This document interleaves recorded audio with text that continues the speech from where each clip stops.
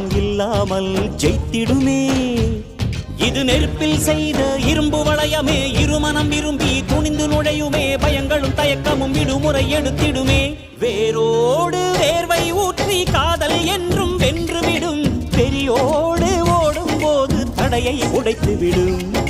கடல் நீரை தேக்கும் போது உப்பாய்த்தானே மாறிவிடும், கண்ணீரை தேக்கும் காதல் முத்தாய் மாற்றிவிடும்.